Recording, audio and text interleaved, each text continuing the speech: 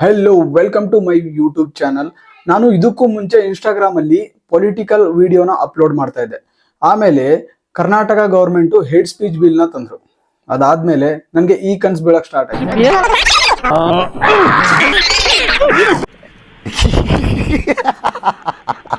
ಬೆಳಗ್ಗೆ ಬಿದ್ದಿರೋ ಕನ್ಸುಗಳು ನನ್ಸಾಗತ್ತೆ ಅನ್ನೋ ಕಾರಣದಿಂದಾಗಿ ನಾನು ಪೊಲಿಟಿಕಲ್ ಕಾಂಟೆಂಟ್ ನ ಕ್ರಿಯೇಟ್ ಮಾಡೋದನ್ನ ಬಿಟ್ಬಿಟ್ಟು ಇವಾಗ ಹೊಸ ನೀಶ್ ನ ತಂದಿದ್ದೀನಿ.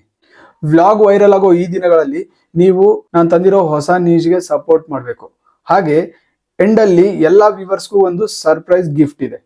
ಅದಕ್ಕಾಗಿ ಈ ವಿಡಿಯೋವನ್ನ ಕೊನೆವರೆಗೂ ನೋಡಿ. Let's begin. ನಾನಿವತ್ತು ಚೂಸ್ ಮಾಡಿರೋ ಟಾಪಿಕ್ ಬಂದ್ಬಿಟ್ಟು ಇನ್ಸ್ಟಾಗ್ರಾಮ್ ಟ್ರೆಂಡ್ಸ್.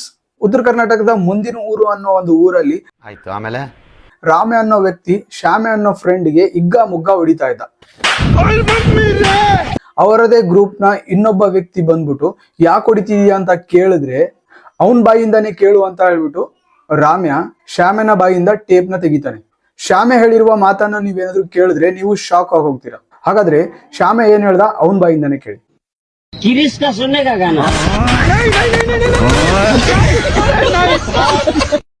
ಈ ಒಂದು ಟ್ರೆಂಡ್ ವೈರಲ್ ಆದಾಗಿಂದನು ಎಲ್ಲಾರ ಬಾಯಲ್ಲೂ ಬರೀ ಇದು ಒಂದೇ ಮಾತು ಬರ್ತಾ ಇದೆ.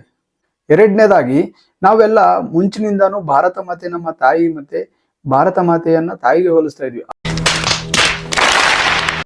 ಆದ್ರೆ ಇಲ್ಲೊಬ್ಬ ಬಾಲಕ ಭಾರತವನ್ನ ತನ್ನ ತಂದೆ ಅಂತ ಹೇಳ್ತಾ ಇದ್ದಾನೆ. ಇದರಿಂದ ಜನ ಕನ್ಫ್ಯೂಸ್ ಆಗ್ಬಿಟ್ಟಿದ್ದಾರೆ.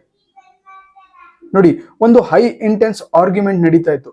ಈ ಆರ್ಗ್ಯುಮೆಂಟ್ ಅಲ್ಲಿ ಆ ಒಂದು ಬಾಲಕ ಏನ್ ಹೇಳ್ಬೇಕು ಅಂತ ತಿಳಿದೇನೆ ಪ್ರೆಷರ್ ಅಲ್ಲಿ ಇಂಡಿಯಾ ನನ್ನ ತಂದೆ ಅಂತ ಹೇಳ್ತಾನೆ. ಆ ವಿಡಿಯೋ ನೋಡಿ.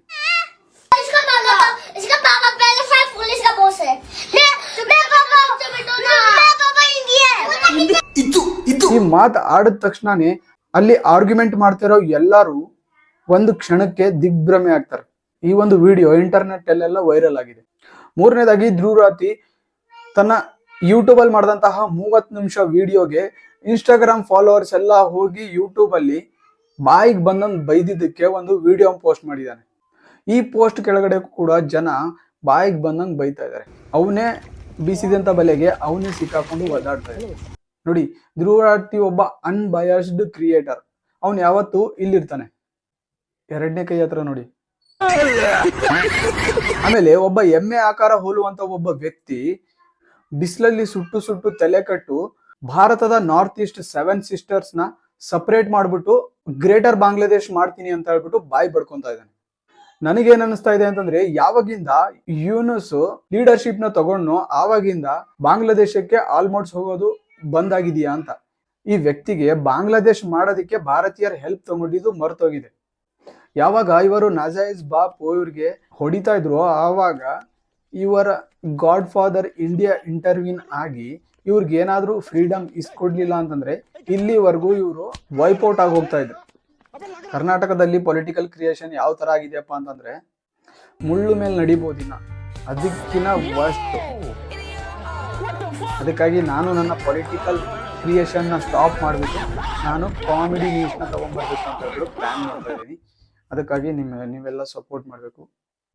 ರಚಿತಾ ಶೆಟ್ಟಿ ಕಮ್ಯುನಿಕೇಶನ್ ಸ್ಕಿಲ್ ನ ನೋಡಿದಂತಹ ತರಬೇತಿ ಕೇಂದ್ರದಾರರು ಕಮ್ಯುನಿಕೇಶನ್ ಸ್ಕಿಲ್ ಕೋರ್ಸ್ ಬೆಲೆನ ಜಾಸ್ತಿ ಮಾಡ್ತಾ ಇದ್ದಾರೆ. ಬಫೆಲೋ ಇಂಗ್ಲಿಷ್ ಅಲ್ಲಿ ಹೇಳುದು ಎರ್ಮೆನಾ? ಎಮ್ಮೆ. ನಮ್ಮಲ್ಲಿ ಉಡುಪಿಯಲ್ಲಿ ಅದೇ ಉಂಟಲ್ವಾ, ರೇಸ್ ಕಂಬುಲ ಅಂದ್ರೆ ನೋಡಿ, ಇದೆ ಪಟ್ರಿ ಓಕೆ. ಇದೆ ಪಟ್ರಿ ಓಕೆ.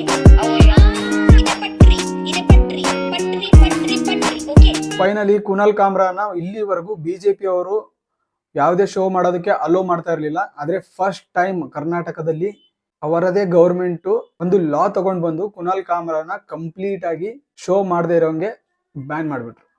ಇನ್ಸ್ಟಾಗ್ರಾಮು ಎಷ್ಟೋ ಜನರು ಪ್ರೊಡಕ್ಟಿವ್ ಟೈಮ್ ನ ತಿಂದ್ರು ಕೂಡ ಒಂದು ಒಳ್ಳೆ ಕೆಲಸ ಏನ್ ಮಾಡ್ತಾ ಇದೆ ಅಂತಂದ್ರೆ ಪುವರ್ ಪೀಪಲ್ ನ ಐಡೆಂಟಿಫೈ ಮಾಡಿ ಅವರ ವಿಡಿಯೋಗಳನ್ನ ವೈರಲ್ ಮಾಡ್ತಾ ಇದೆ. ಅವ್ರಿಗೆ ಇದರಿಂದ ಸ್ವಲ್ಪ ಫೈನಾನ್ಷಿಯಲ್ ಸಪೋರ್ಟ್ ಕೂಡ ಸಿಗ್ತಾ ಇದೆ. ಇದು ಒಂದು ಕೆಲಸ ಅವರು ತುಂಬಾ ಒಳ್ಳೇದ್ ಮಾಡ್ತಾ ಇರೋದು. ಇದಕ್ಕಾಗಿ ನಾನು ಇನ್ಸ್ಟಾಗ್ರಾಮ್ ನ ಅಪ್ರಿಶಿಯೇಟ್ ಮಾಡ್ತೀನಿ. ಈ ಒಂದು ವಿಡಿಯೋಗೆ 1000 ಲೈಕ್ ಮತ್ತೆ 1000 ಕಮೆಂಟ್ ಆದ್ರೆ ಆ ಕಮೆಂಟ್ ಮಾಡಿದಂತಹ ಜನರಲ್ಲಿ ಒಬ್ಬ ಲಕ್ಕಿ ವಿನ್ನರ್ಗೆ 1,000 ರೂಪಾಯಿ ಕ್ಯಾಶ್ ಪ್ರೈಸ್ನ ಕೊಡ್ತಾ ಇದ್ದೀನಿ. ಸೊ 1,000 ಲೈಕ್ಸ್ ಮತ್ತೆ 1,000 ಕಮೆಂಟ್ಸ್ ಆದ್ರೆ 1,000, 2,000 ಲೈಕ್ಸ್ ಮತ್ತೆ 2,000 ಕಮೆಂಟ್ ಆದ್ರೆ 2,000.